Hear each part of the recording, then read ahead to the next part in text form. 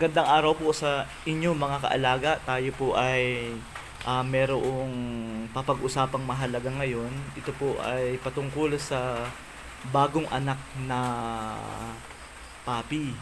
Ano po, Hmm, yung mga aso na nanganak ng marami kung papaano po ito mapapangalagaan. Meron pong sabi-sabi yung mga matatanda na kapag ang aso po natin ay nanganak ng 7 hanggang 8 ay kailangang magtapon ng 2 o 3 papis. Ano po, pero sa atin pong mga nagmamahal sa mga papis ay hindi po ganoon yung atin pong kaisipan. Tayo po ay kailangang gumawa ng paraan para mapangalagaan po at mabuhay po silang lahat. Kasi napakasama nung gagawin natin pag ganoon para din nating pinatay yung 2 o 3 aso. Kasi gusto nating tumaba o mabuhay yung 5 pero papatay naman natin yung 3 para tumaba sila. Mali pong kaisipan yon. Ano po? Dahil naniniwala po ako na hindi yan ipinanganak para hindi sila mabuhay. Ano po, naniwala po ako na ang Diyos po ay hindi magbibigay ng anak para hindi magawang buhayin kahit po sa mga alagang hayop. Ang kailangan lang po natin gawin ay tulungan sila para mabuhay yung kanilang anak kasi amo naman tayo. At syempre kung tayo man ay hindi papayag na yung anak natin ay itapon, di ba? Hindi mo tayo papayag na iwalay sa atin o ipampon sa iba yung ating anak kapag marami. Sa ating pong aso, ganun din. Ano po, ang kailangan lang natin gawin ay pangalagaan sila. Ang una mong dapat gawin, syempre, ibigay yung pagkain na nararapat sa kanila para sila ay magkaroon ng maraming gatas. Yan. Pero syempre sa una, wag mo muna silang papakainin ng matitigas na pagkain. Mga buto, wag muna yon. Yung matitigas na pagkain, mga soap lang muna, mga malalambot kasi yung kanilang matres ay ano pa yan, may sugat pa yan, hindi pa yan nag-heal. Gawa ng kanyang almost 4 months na pagbubuntis. Ay hindi makatulad ng tao yan, na iisa. Ay ito nga, 8 ang naging anak.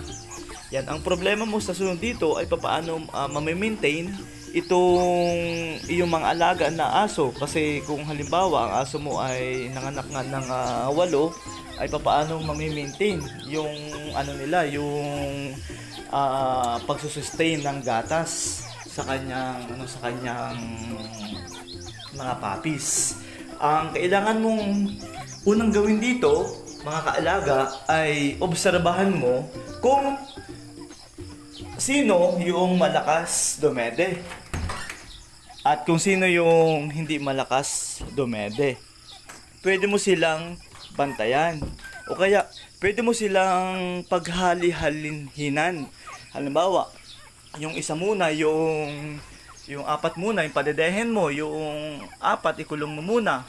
Tapos kapag nakita mong busog na yung 4 naman ang padedehen mo. Parang ganun ang pwede mong gawin.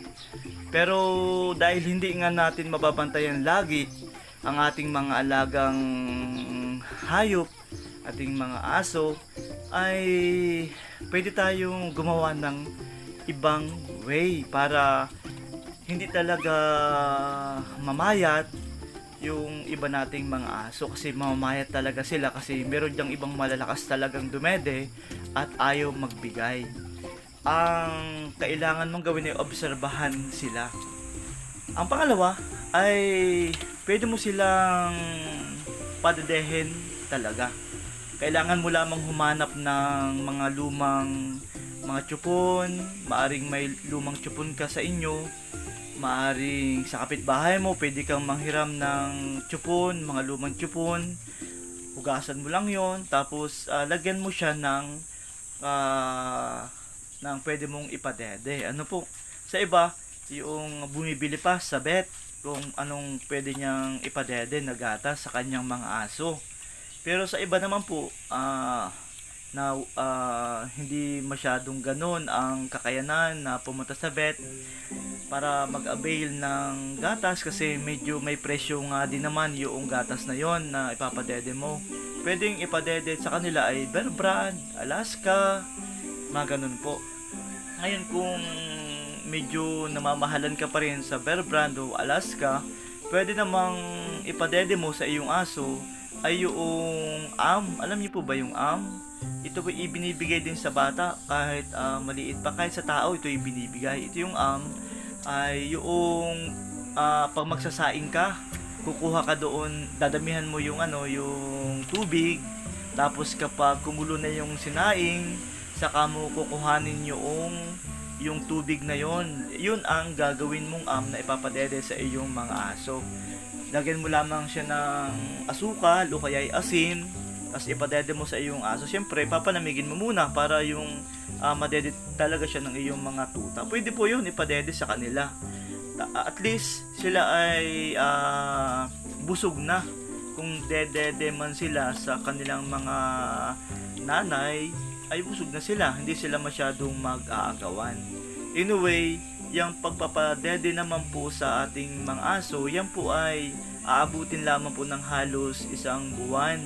Dahil sila po, after mong padedehin, sila ay kakain rin paunti-unti. Tuturuan mo silang kumain ng paunti-unti. Yan, makikita mo na hindi mahirapan yung inahin.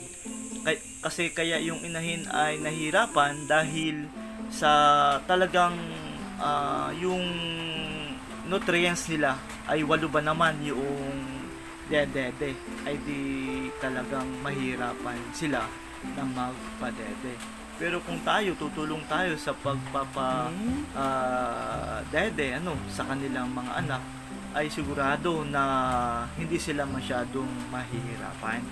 Yun namang mga inahin, pwede nyo silang pakainin ng mga pagkain na pampagatas din, para din kasi silang tao. Pwede mo silang pakainin ng mga may sabaw o malunggay. Pwede mo silang ipaglaga, ihalo mo lang yun sa pagkain.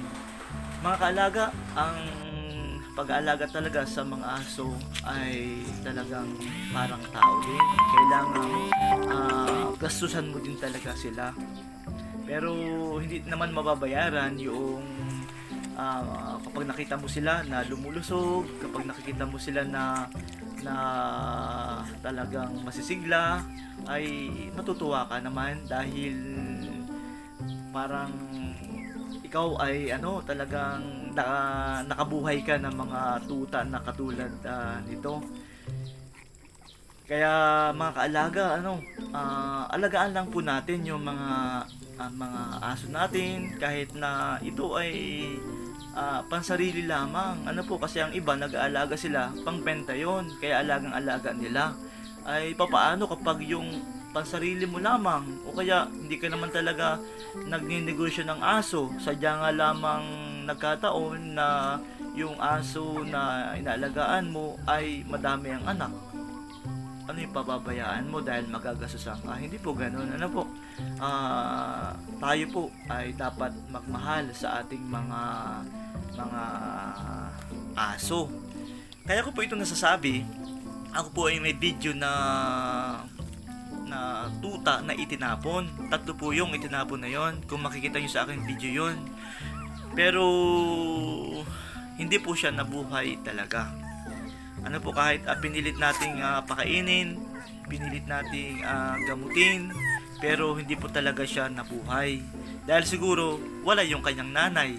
Kaya alagaan po natin at huwag po nating ilayo sa nanay.